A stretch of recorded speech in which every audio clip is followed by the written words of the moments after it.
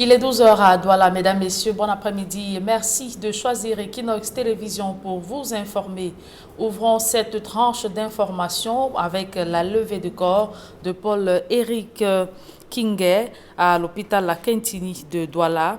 La cérémonie funèbre s'est déroulée ce matin en présence de la famille du défunt, ses amis et autorités administratives venus lui rendre un dernier hommage.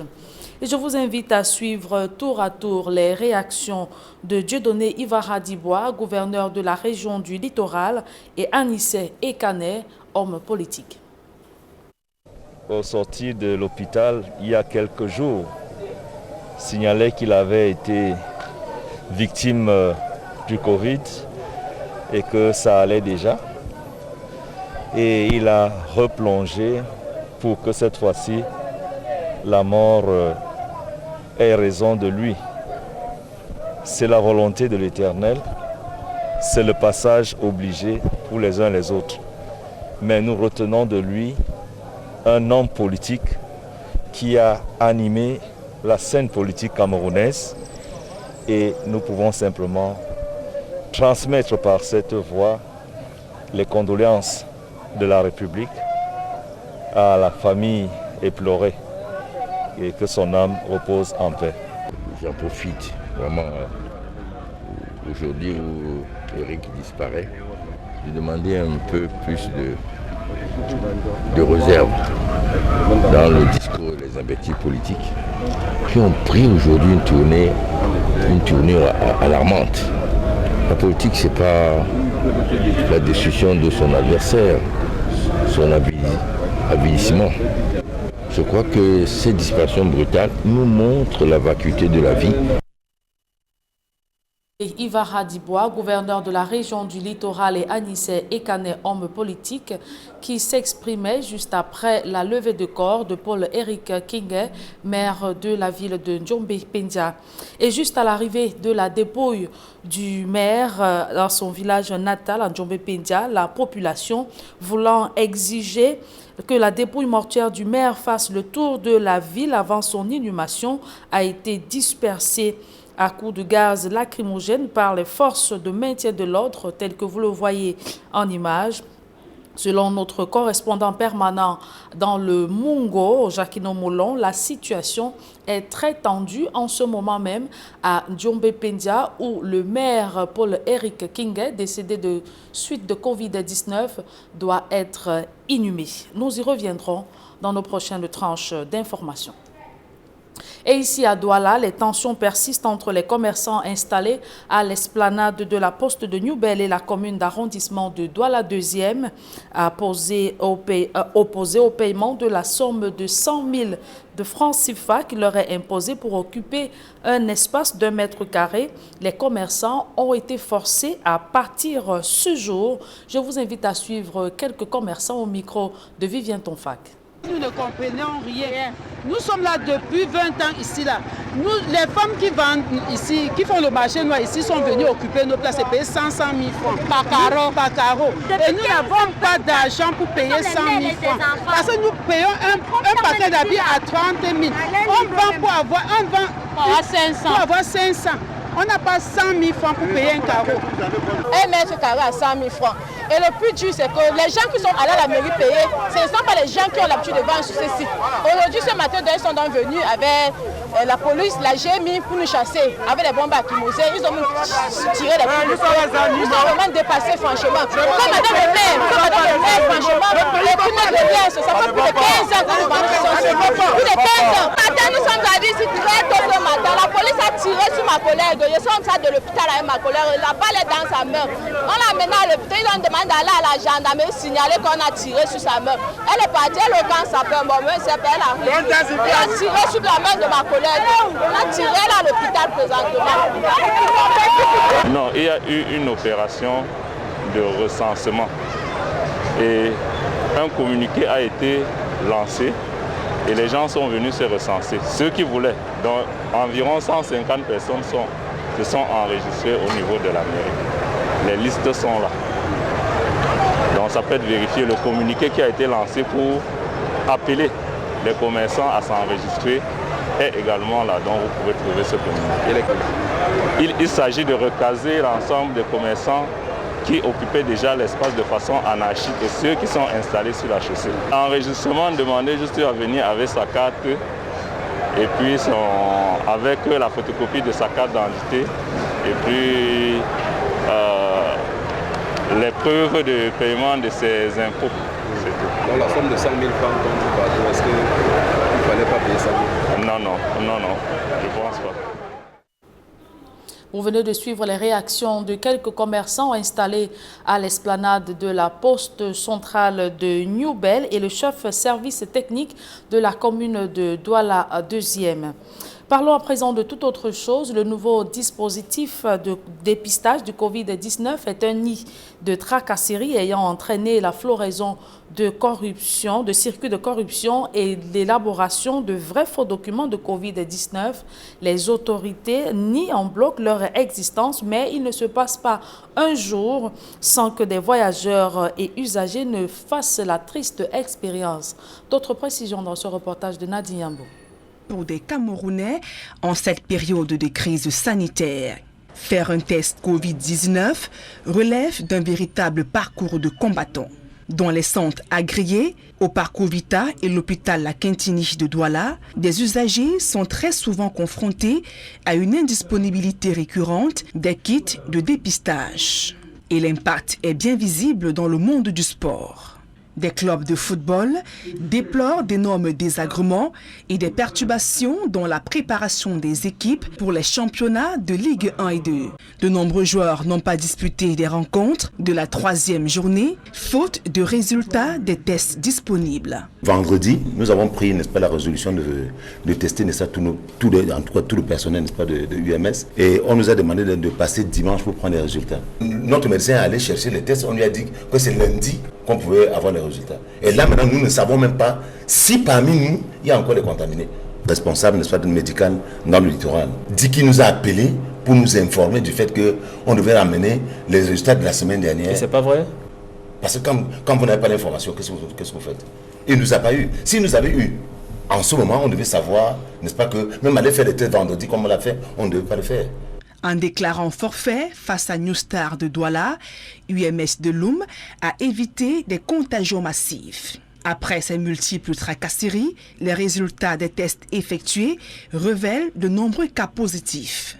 Si on avait joué ce match, les joueurs de New Star qui devaient être en contact avec nos joueurs, ils devaient être contaminés. C'est-à-dire que ça devait se propager un peu partout.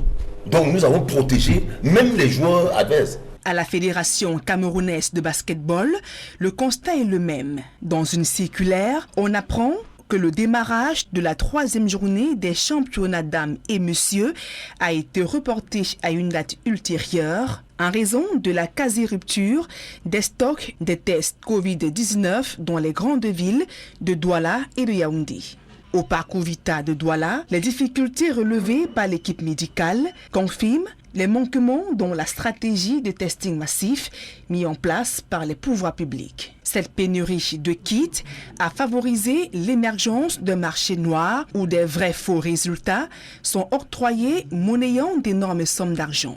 Plusieurs Camerounais affirment sous anonymat avoir déboursé 50 voire 100 000 francs CFA pour obtenir ce document indispensable pour se rendre à l'étranger. Les autorités sanitaires affirment que des stratégies sont mises sur pied pour démanteler tous les réseaux de corruption et de trafic de faux tests. À l'heure où la pandémie de coronavirus sévit au Cameroun, les populations appellent le gouvernement à multiplier les sites de dépistage et laboratoires afin de faciliter l'obtention des tests de coronavirus au Cameroun. Le gouvernement camerounais refuse-t-il d'accorder un appui aux acteurs de la médecine traditionnelle? Un an après la survenance de la pandémie du Covid-19, ces derniers n'ont reçu aucune subvention conséquente pour produire et développer à grande échelle des médicaments issus de la pharmacopée traditionnelle et destinés à la lutte contre le Covid-19. Interpellé, le ministre de la Santé publique, le docteur Manaouda Malachi, estime qu'il faut faire preuve de prudence en raison de la prolifération des charlatans combattants dans ce secteur d'activité. Rodrigo Ngassi, Marcelin Gossop. C'était une rencontre aux allures de conseil de guerre visant à définir les stratégies les plus adaptées pour faire face à l'ennemi commun, la Covid-19. Et les promoteurs et acteurs de la médecine traditionnelle ne sont pas passés par 4 chemins pour se vanter de leur contribution à l'éradication de la première phase de la pandémie. Des produits qui ont fait leurs preuves de manière officieuse, nous avons des preuves et des preuves scientifiques, des produits non toxiques qui ont pour la plupart des rapports de non-toxicité du ministère de la Recherche scientifique et de l'innovation, donc qui ne peuvent faire de mal ni pour la vitalité ni pour les émonctoires. Donc ces produits, nous savons que c'est grâce à eux que le Cameroun a été stabilisé lors de la première attaque. Même pour le deuxième variant, le nouveau variant qui est actuellement présent dans notre territoire, nous avons trouvé des solutions ultra efficaces qui, même pour les cas de comorbidité, résout le problème en moins de 7 jours. Et aujourd'hui, la bonne nouvelle, c'est que nous avons développé des protocoles qui peuvent nous permettre de faire des productions de jusqu'à 30 millions d'exemplaires en moins de 3 mois, si le gouvernement nous accompagne. Le gouvernement est conscient de cette contribution et entend aller encore plus loin. Mais cette confiance des pouvoirs publics n'exclut pas la méfiance. Le secteur de la médecine dite alternative étant envahi par des charlatans et autres vendeurs d'illusions. Parce qu'il va falloir, lorsque nous avons un produit, tout au moins que nous testions l'innocuité du produit. Parce qu'aujourd'hui, je ne vous dis pas, moi-même j'en consomme. Mais jusque-là, nous consommons en vous faisant simplement confiance. Parce que nous ne savons pas si ça aura des effets secondaires à long ou à moyen terme. Mais nous faisons simplement confiance. Or, il y a ceux qui ne vous font pas confiance. Voilà qui relance le débat sur l'encadrement de la médecine traditionnelle. Je crois que nous avons eu déjà des premières réunions d'ailleurs à la primature. Et donc, je pense qu'on pourrait aller assez rapidement. Parce que ne nous mentons pas. Dans ce secteur, il y a ceux qui sont sérieux et ceux qui ne sont pas sérieux du tout. Nous pensons que l'encadrement que ces textes réglementaires ou textes de loi devraient apporter, ce serait pour permettre à ceux qui sont sérieux de mieux faire le travail et de vivre de leur travail, et à ceux qui ne sont pas sérieux de pouvoir libérer l'environnement. Parce que malheureusement, dans ce secteur, si on ne traite pas, on tue. Avant les acteurs de la médecine traditionnelle, le ministre de la Santé publique s'est entretenu avec les membres des différents ordres professionnels ainsi que des sociétés savantes. Il était question de trouver des solutions endogènes efficaces et pérennes dans la riposte contre le coronavirus qui a déjà tué plus de 600 Camerounais pour environ 48 000 infections. À l'étranger, au Congo-Brazzaville, les résultats provisoires de l'élection présidentielle sont connus. Denis Sassou Nguesso a été réélu avec 88,57% de suffrages. Guy Brice Parfait Kolela est classé officiellement deuxième avec 7,84% et Mathias Nzong obtient moins de 2% de suffrages. D'autres précisions dans ce reportage de nos envoyés spéciaux Carlos Minoué et Gizogo. À l'issue de l'élection présidentielle du 21 mars dernier en République du Congo, Denis Sassou Nguesso est réélu président de la République. Il recueille 88,87% de suffrages devant son principal adversaire, Guy Brice Parfait Kolela, malheureusement décédé la veille du scrutin, qui s'en tire avec 7,84% de voix. Le taux de participation est de 67,55%. Au moment où les résultats étaient en cours de proclamation, Denis Sassou Nguesso s'est rendu au siège de son parti, lequel abritait aussi la direction nationale de sa campagne, où il a été ovationné par ses partisans. Aussitôt les résultats le donnant vainqueur rendus publics, il a tenu une conférence de presse. Sa première réaction a été d'avoir une pensée pour Guy Brice Parfait Kolela, pour qui il a fait observer 1 minute de silence. L'autre temps fort de cette prise de parole du président de la République congolaise a été de réaffirmer que ses priorités seront le redressement de l'économie congolaise et l'intensification de l'agriculture. Le fil d'Ariane de Denis Sassou Nguesso pour les 5 prochaines années est donc tout tracé à la tête du Congo. C'est avec ce reportage de nos envoyés spéciaux Gizogo et Carlos Minoué que nous mettons un terme à la première partie de ce journal. La seconde est en langue anglaise avec vous. Formi Armstrong Sanda, good day once again. You're right, Julien Bert Bisay. Good day once again to you. To you, ladies and gentlemen, good day.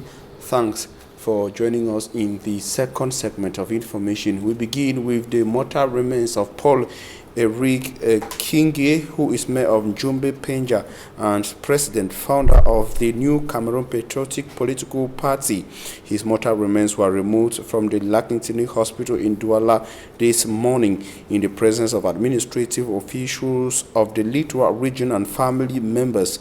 Expressing his feelings, the governor of the Littoral region, Governor Dieudonné Ivaha Dibois, regretted that COVID-19 took away the life of Paul Eric Kinge, mayor of one of the municipalities in his area of command, despite his struggle to stay alive. Paul Eric Kinge's demise should not be celebrated by political opponents, according to Anise Ekane, a political figure who was already also present at the removal of his mortal remains at the Douala Lakintini Hospital. After the removal, his corpse, as you see there leaving the Lakintini Hospital, will be headed for the Mungo division of the Littoral region. Upon arrival of his mortal remains at Njombe Penja of the Mungo division, hundreds of people were pulled to the streets. The hundreds of sons and daughters of the Mungo division, supporters of his political party and sympathizers of his party, all came to the streets. The people blocked the convoy transporting his corpse, asking or demanding that his convoy makes a round of his municipality. They will be dispersed by tear gas from the security officials. And I will take you to the Far North region of Cameroon, precisely to the Logona and Shari divisional chief town of Kusere, where over 40 shops have been reduced to nothing in a fire incident Monday. Simat Njikan Gabriel, the following report says the effort of the Army Rescue Unit from Jamena in Chad and Marwa, still in the Far North region, did not help.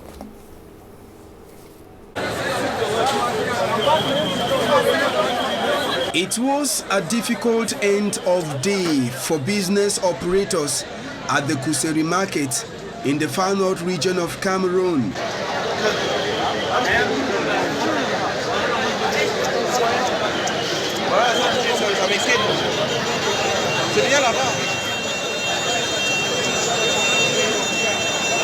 An uninvited inferno took the market by surprise after business operators had closed for the day. Sources say the fire that began at 7 p.m. Monday was provoked by the forceful return of electricity in the town of Marwa. A battle put up by the Army Rescue Unit, aided by another from Jamena, Chad, at the time the inferno started, ended in the early hours of Tuesday. The market, which is noted for the sale of a variety of items, was this morning completely grounded.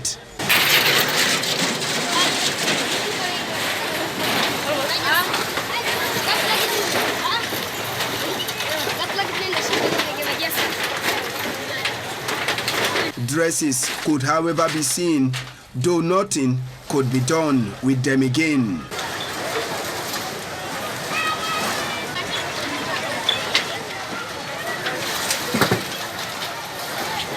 Other business operators and inhabitants were spotted either picking irons or folding zincs that were not touched by the fire.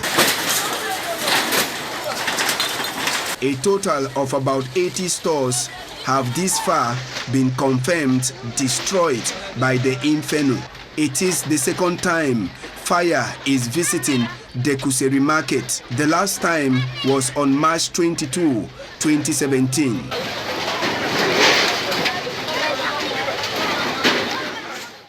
The fire incident in Kusere in the Logona and Shari division of the Far North region of Cameroon, as you got in that report, it is rather following the return of electricity to Kusere and not Marwa.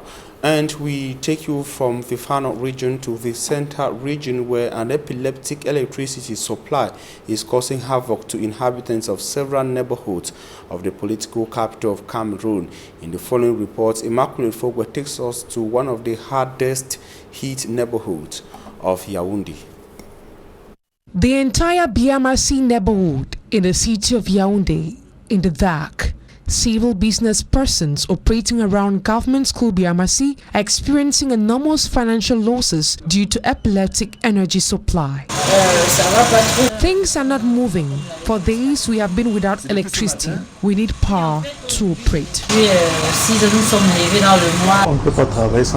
What I do needs constant electricity. Due to epileptic energy supply, a lot of our appliances are now beyond repair. Even our children cannot study.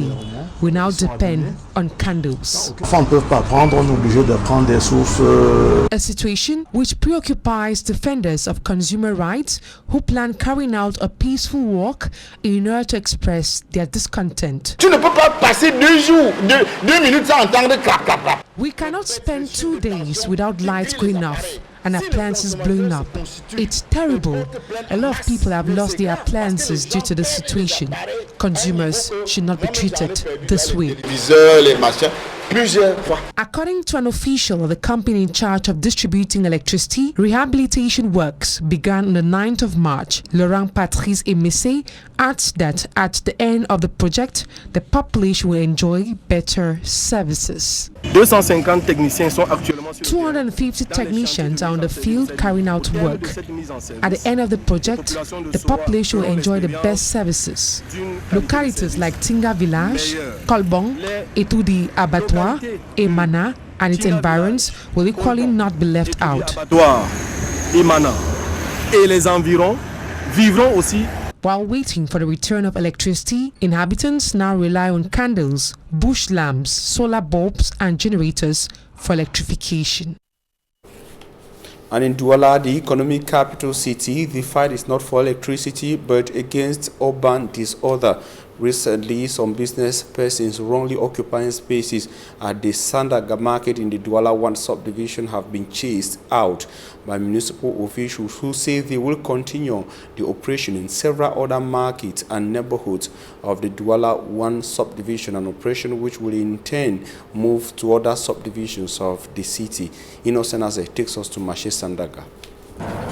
Douala must mature from the mere slogan, clean city, to a practical reality, according to agents of the Douala City Council, who in an operation to also enhance order around the Sandaga market, demolished several business kiosks along the road, which caused congestion. Several motorbikes, police stations along the roads were also impounded. Il y a toujours un produit de sensibilisation qui vise à leur faire comprendre l'importance de respecter la réglementation urbaine. Traders who were selling along the road say they were not only taken unaware, but brutalized and their costly goods scattered all over. Mais ce matin, on a été brusqué, même pas une avertation, même pas une alerte. They should have at least alerted us of such an operation. We admit our wrong towards the regulations in place, reason why we have no option than go home with the losses. Bon, tant plus nul au-dessus de la loi. On a assumé les pertes, le peu qu'on a pu récupérer, on a récupéré, mais nous sommes pas satisfaits. Nous sommes pas, c'était brut.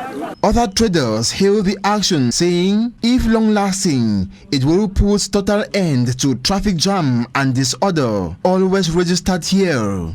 L'action que le grand maire a entrepris, c'est une très belle action parce que ça libère. The question we however ask ourselves is, will the action last long? That is the question. Parce que là, the city council must put in place a monitoring team. Pour que cette équipe reste pour faire partie les commerçants véreux qui vont revenir. City council agents present during the exercise, plus a team has already been put in place to monitor any attempts by stubborn traders to reinstall their kiosks along the road. Nous allons laisser une équipe de veille pour que notre action ne soit pas une action précaire, une action qui a une durée limitée, non. The city council agents debunk statements by some traders. No warning was served. Les commerçants et le public qui est autour de ces espaces est au courant que cette action va arriver. Though no clear program has been established, we are told The operation ongoing in the Douala 1 subdivision for now will in the days ahead move to Akwa, Bonanjo, Bonaprizo and certainly all over the city of Douala. Health and administrative officials of Bangem in the Kupe-Maninguba Southwest region of Cameroon have self-credited for the low rates of the contaminations with regards to the second wave of the COVID-19. They say just 6 cases have been recorded since the outbreak in Bangem and surrounding villages. They are, however, determined to continue to fight. Charles Ekome. Since the beginning of the COVID-19 pandemic, the town of Bangem in the Kupe-Maninguba division of the Southwest region has already recorded 6 cases, fortunately all cured. According to information gotten from the head of the health district in Bangem, the second wave of COVID-19 has urged administrative authorities to embark on a sensitization campaign so as to maintain a 0% rate of infection within the community. We are always starting with sensitization on the field. We are giving instruction to our forces of law and order in all the checkpoints to verify it, and we tell the population that the pour of the mask is an obligation. From the beginning of COVID-19 from last year, Bangem has recorded 6 cases and all 6 cases have recovered. We've had no deaths. So relatively, we have a case fatality rate of 0. So I think Bangem is doing well. Also, with respect to screening is free. It's in all our facilities, the health centers and at the district hospital. Also, there's also a protocol. If it's negative, that's fine. If it's positive, the protocol and the treatment is free. So people should just keep on their preventive measures. We're on the second wave of COVID and people should take all their precautions. Although the barrier measures are respected at the 75% rate, some people are still dormant respecting these measures. Some people don't want to put on the mask because they believe that corona does not exist. And they say if you put on masks or you don't put on masks, you still die. Whether the corona is there or the corona is not there, you still die. The authority has decided to make a sensitization for us to put on the mask. And it's good because it's rather preferable for you to preserve yourself than to die with the illness. However, the divisional officer of the area, Felix Nanga, says they will stop at nothing to keep the town of Bangem safe from the COVID-19 pandemic. And that's all for today, ladies and gentlemen. Thanks for your keen attention. Meet Julien Bed beside I tomorrow at 7 a.m. God willing. Julien, see you tomorrow at 7 a.m. On se revoit demain 7h, s'il plaît. Adieu, Formi, Armstrong, Sanda, mesdames, messieurs. Merci d'avoir suivi cette édition bilingue du journal. Retrouvez dans quelques secondes Flavien Vallondogo et toute son équipe pour votre quotidien santé.